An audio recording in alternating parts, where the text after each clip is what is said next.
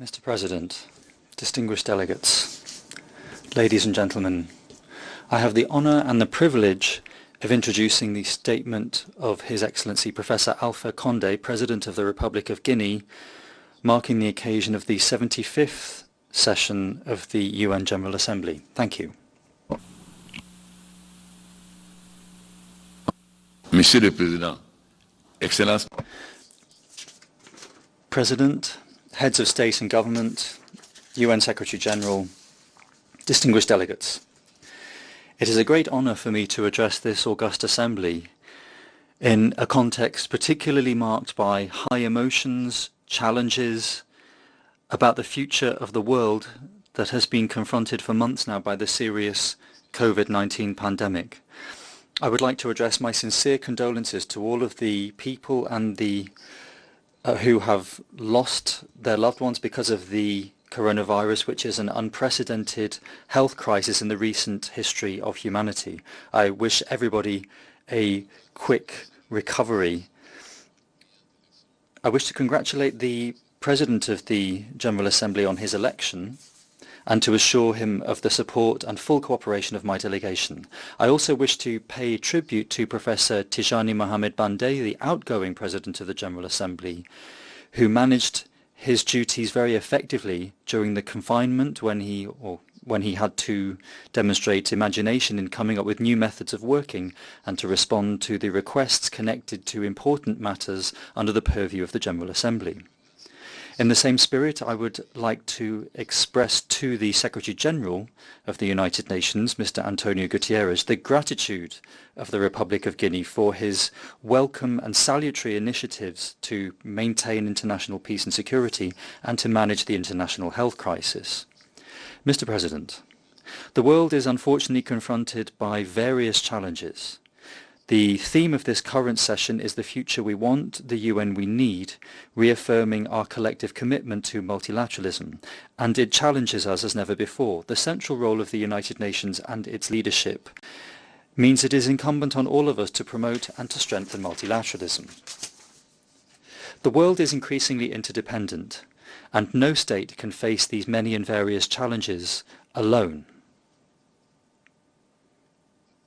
There are many fields of action, and also the UN works in its capacity to coordinate international intervention. It thereby accompanies member states in aiming to achieve their development objectives, to eradicate poverty, and to fight to mitigate climate change.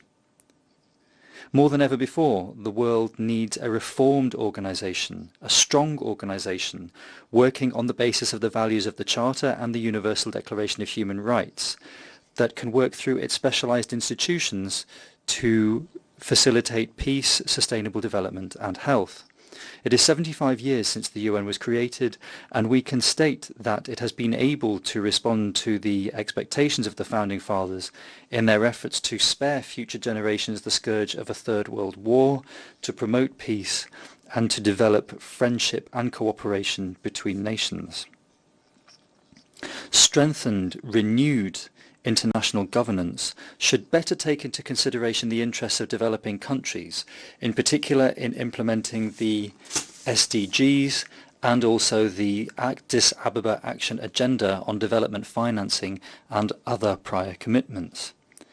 Within this global partnership, our countries will be able to pursue the Sustainable Development Agenda.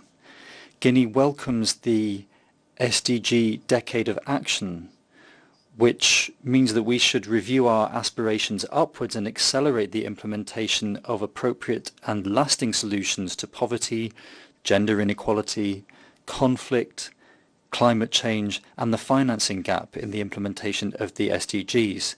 The Republic of Guinea has integrated all of these important matters into its implementation of the SDGs through its National Development Plan to create growth and prosperity in favor of the population and to make Guinea an emerging country thanks to bilateral and multilateral partnership. It aims to implement these sustainable development goals without delay. We have a national plan for economic and social development for 2016 and 2020. We've also given ourselves effective tools such as the National Collective Financing Agency and the National agency for economic and social inclusion, and a fund for local development. Like other countries around the world, we've also adopted a plan to provide for a robust response to the health crisis and declared a state of emergency.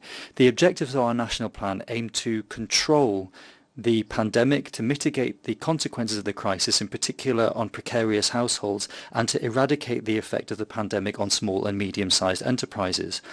A scientific response council was also effective to come up with policies and to strengthen measures to fight against the pandemic, the objective being to eradicate and to stop the progression of coronavirus across the country.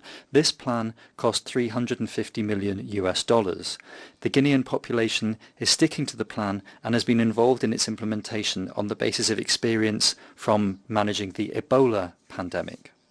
I'd like to take this opportunity to renew the thanks of the Republic of Guinea to its technical and financial partners, and to those other countries that have provided constant, decisive and complementary support to our national efforts to overcome the pandemic. My delegation hopes that we will also see a declaration on universal health coverage and the inclusion of access for all to public health. We can spare no effort in constructing a world in peace and security to leave to future generations. Thank you.